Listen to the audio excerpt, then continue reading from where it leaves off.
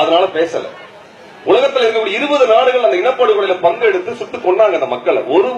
ஒரு ராணுவம் மட்டும் அதை செய்திருக்க முடியாது. விடுதலை புலிகளை ஒரு ராணுவம் மட்டும் வெல்ல முடியாது. சிங்கள அரசால மட்டும் வெல்ல முடியாது. அதுல இந்தியாவிலிருந்து பல நாடுகள் சேர்ந்து அந்த படுகொலை செஞ்சாங்க. அப்ப நம்மளுக்கு இதுல புரிஞ்சுக்க வேண்டிய விஷயம் ஒன்னே ஒண்ணுதான் இருக்கு. அன்பான மக்களே, இந்த இனப்படுகொலைங்கிறது ஈழத்துல நடந்து முடியல, ஈழத்தில் துவங்கி இருக்கிறது.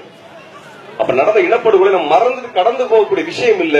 இந்த இனப்படுகொலை துவங்கி இருக்குது. ஏன்னா நம்மளுக்கு ஒரு 5000 வருஷம் வரலாறு இருக்குது நம்மளுக்கு எல்லாருமே சொல்றாங்க. தமிழர்களுக்கு 5000 வருஷம் வரலாறு இருக்கு, மொழிக்கு ஒரு 5000 வருட வரலாறு இருக்குன்னு சொல்றாங்க. நம்மளுக்கு இலக்கண வரலாறு இந்த நூலே கிட்டத்தட்ட 5000 வருடம் தொன்மையானதுன்னு சொல்றாங்க. இந்த 5000 வருட வருடத்துல இந்த வரலாறுல தமிழர்களுக்கு இனப்படுகொலைன்னு நடக்கவே இல்லை. தமிழர்களுக்கு இனப்படுகொலை நடக்கல. ஆனா நம்ம எல்லாம் படிச்சு ஒரு மிகப்பெரிய இடத்துல வேலை பார்க்கும் பொழுது, உலகத்துல முக்கியமான பொறுப்புகள் இருக்கும் பொழுது, நம்ம பொருளாதாரத்துல பெரிய அளவுக்கு வளர்ச்சி அடைஞ்ச பொழுது, இப்படி எல்லாம் நம்ம இருக்கும் போதுதான் இந்த இனப்படுகொலை நடந்துச்சுனால் நம்ம எவ்வளவு தூரம் பாதுகாப்பு இல்லாம இருக்கோங்கிறத புரிஞ்சுக்கணும். அப்ப நாங்க உட்கார்ந்து நாங்க சாதாரணமா தினம் ஆபீஸ் போயிட்டு குழந்தை குட்டியை பார்த்துட்டு டிவி பார்த்துட்டு கிரிக்கெட் பார்த்துட்டு இருந்த நபர்களாக இருந்த இளைஞர்கள் தான் நாங்க. 2009 இனப்படுகொலை எங்களுக்கு மிகப்பெரிய அதிர்ச்சியை கொடுத்துச்சு. என்னன்னா நம்ம தான் எல்லாமே காப்பாற்றுறதுக்கு இந்தியா இருக்குது, தமிழ்நாடு அரசாங்கம் இருக்கு, அரசியல்வாதிகள் இருக்கிறார்கள், தலைவர்கள் இருக்கிறார்கள் நம்பணுமே.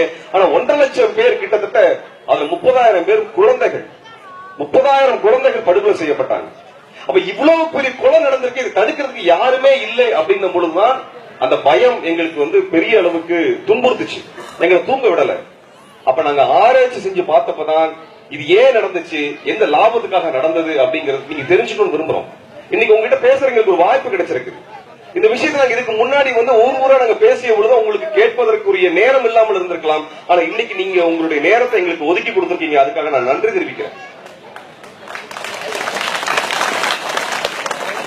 அன்பான மக்களே, இந்த இனப்படுகொலை என்பதை திட்டமிட்டு தமிழர் மனம் நடத்தி இருக்கிறாங்க.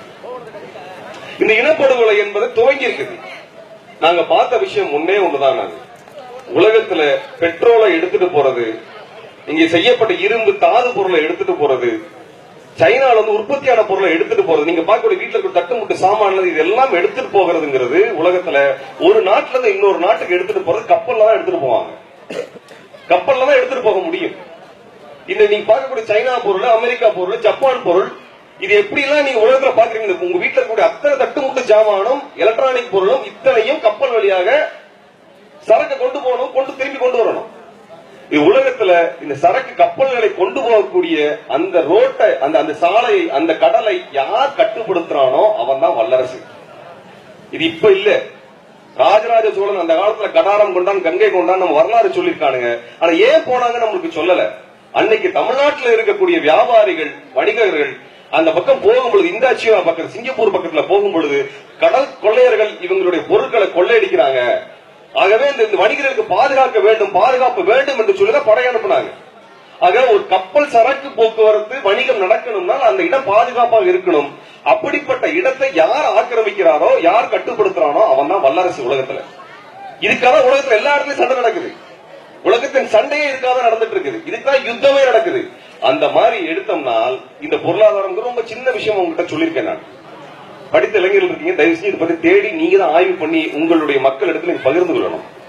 இதுல என்னன்னா உலகத்துல 70% முக்காவாசி வியாபாரம் கப்பல் சரக்கு போக்குவரத்து எங்க நடக்குதுன்னா இந்திய பெருங்கடல் தான் நடக்குது. எங்க நடக்குது? இந்திய பெருங்கடல் நடக்குது. இந்த இந்திய பெருங்கடல் எங்க ஆரம்பிச்சு வருதுன்னா எகிப்துல ஆரம்பிச்சு சிங்கப்பூர் வரைக்கும் ஒரு கப்பல் கிளம்புச்சுனால் நடுவுல நிக்கிறதுக்கு இடமே கிடையாது. கப்பலை நிறுத்தி அதுக்கு மேல எரிபொருள் போடுவதற்கு இடமே கிடையாது. அப்படிப்பட்ட இடத்துல எந்த துறைமுகம் அமைஞ்சிருக்கோ அந்த துறைமுகம் தான் இந்திய பெருங்கடலை கட்டுப்படுத்தும். அந்த கடல் பரப்புல எங்க துறைமுகம் இருக்கோ அதை கட்டுப்படுத்தும். அப்படிப்பட்ட துறைமுகம் இருக்கக்கூடிய 2 நிலப்பரப்பு, ஒன்னு தமிழீழம், இன்னொன்னு தமிழகம். எனக்கு முன்னாடி பேசிய பாரதிதாசன் பல்கலைக்கழக இளைஞர் ஒன்று சொன்னார், தமிழ்நாடும் தமிழீழம் தனி நாடா இருந்தா உலக வல்லரசா மாறி இருக்கு சொன்னார். அது அர்த்தம் இதுதான்.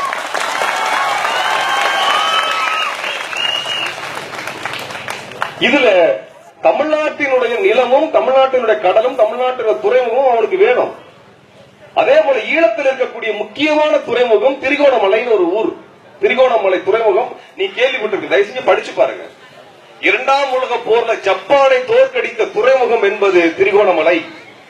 அந்த திரிகோணமலை தமிழர்களுடைய கட்டுப்பாட்டில் இருந்த காரணத்தினாலதான் அதை அழிப்பதற்காக அமெரிக்காவும் சீனாவும் இந்தியாவும் பாகிஸ்தானும் ஈரானும் இஸ்ரேலும் சேர்ந்து நின்று தமிழர்களை கொலை செஞ்சான். அந்த மக்கள் தொகையில 4 பங்கு மக்களை கொலை பண்ணாங்க.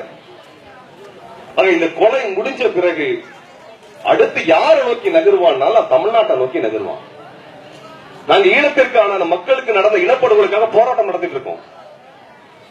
இது இனப்படுகொலை நிரூபிப்பதற்காக உலக அளவில் நாங்கள் இதற்கான ஆவணங்களை முன் வச்சிருக்கோம். இந்தியாவில் படுகொலையில துணை புரிஞ்சு இந்திய அரசு எங்களுக்கு குற்றம் சாட்டி இந்தியா குற்றவாளி என்கின்ற தீர்ப்பை நாங்க வாங்கிட்டு வந்தோம். ஏன் செஞ்சோம் அப்படின்னா, இந்த இனப்படுகொலைக்கு நம்ம கேள்வி எழுப்பி அந்த கொலகார பயில பிடிக்கிறனால அந்த கொலகாரம் அடுத்து நம்மள கொலை பண்ண வருவான். இதற்காக மேற்பதற்கு தொடர்ச்சியா வேலை செஞ்சுட்டு இருந்தது.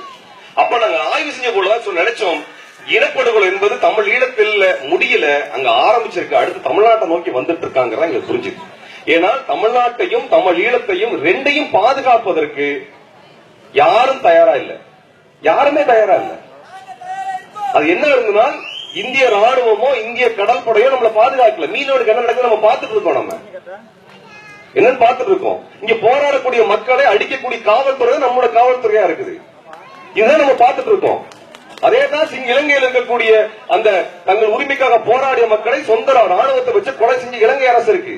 அந்த இலங்கை அரசுக்கு இந்திய அரசு எல்லா உதவியும் செய்யுது. அப்ப தமிழனை இந்த 30 வருஷமா பாதுகாத்த ஒரே படை தமிழீழ விடுதலை புலிகள் மட்டும்தான். இதை நம்ம சொல்றதுக்கு அச்சப்படவோ தயக்கப்படவோ தேவையில்லை. இதுதான் வரலாறுங்க, இது வரலாறு. இது சொன்ன பயங்கரவாதின்னு சொன்னா பயங்கரவாதியா இருந்துட்டு போயிடுறேன். எனக்கு வருத்தம்.